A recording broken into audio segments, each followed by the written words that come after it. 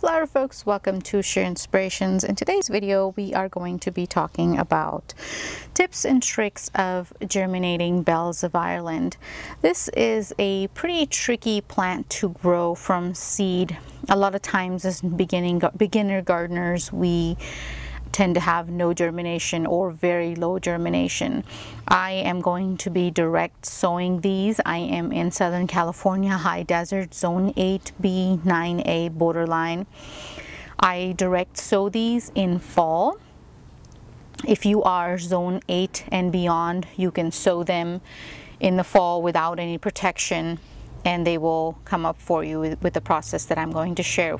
If you are in zone 6 and 7, you can still do this in the fall. However, you may need to provide the young plants some protection depending on how bad your frost and winter gets. If you are zone 5 and below, I recommend either growing them in the greenhouse, an unheated greenhouse, or you can just start seed indoors early spring and then harden them off and transplant. Now there's a couple of ways of starting the seeds with the best germination. Number one is you can put the seed in the fridge, the packet of seed in the fridge for 2 weeks. Get the seed packet out after 2 weeks and soak them in water like this for 5 days before direct sowing. Number two is you can do the paper towel method, where you can go ahead and do a wet paper towel and put the seeds in there and put that paper towel in a Ziploc bag and put that in the fridge for 2 weeks. And then plant it after that, direct sow after that. Number three is a way that I use, is where I soak the seed like this in water for 2 weeks and put this bowl in the fridge for 2 weeks. So this saves me the work from trying to remove the teeny tiny seed from the paper towel, if you will. I've done the paper towel method and that works too. I just find that it's such a pain to remove the seeds, you know, one by one. Instead, just putting the seed in the water and putting this bowl in the water, putting this bowl of water in the fridge for 2 weeks works great for me. Something to note here is the water will evaporate.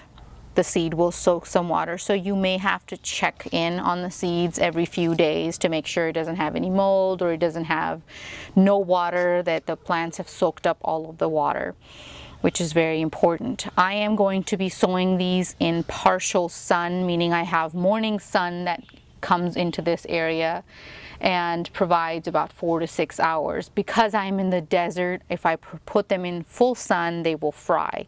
So if you are in a very hot area, make sure you don't plant them in full sun. Partial shade, it works. These can also be treated as perennial, zone 10 and beyond, if you have milder summers. Say like the Pacific Northwest. If you are in the coastal areas, zone 10 and beyond, they can be treated as evergreen shrubs. Here where I am, they do not like the heat of the summer of 120 degrees. They also don't like the humidity at all. So hot and humid areas is a no-go. If you are in a place where it gets hot and humid, sow them in the fall, and by the time heat comes in and takes over, it will be done blooming and you can go ahead and harvest seed. This is not a cut and come again plant, so you can do one or two things if you want flowers for a longer period of time. One, you can do succession sow, or two, just sow them all at once, and then when you harvest, leave a couple of stalks and let them go to seed, then collect seed from that and then sow them next year. That is what I do every year. I go ahead and save the seed.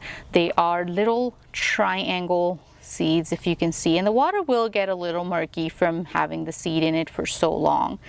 As you can tell, they do swell up just a little bit, and they are very hard seed.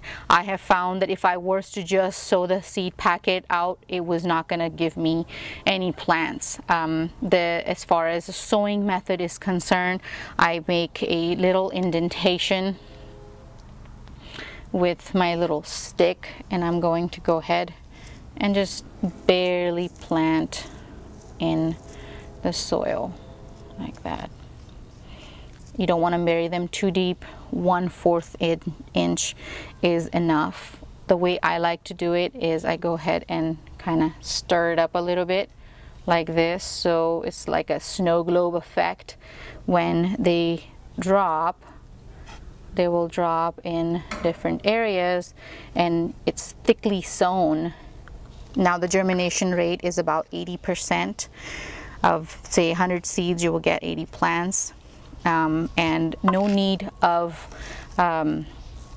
thinning, only because they do not like they don't come up.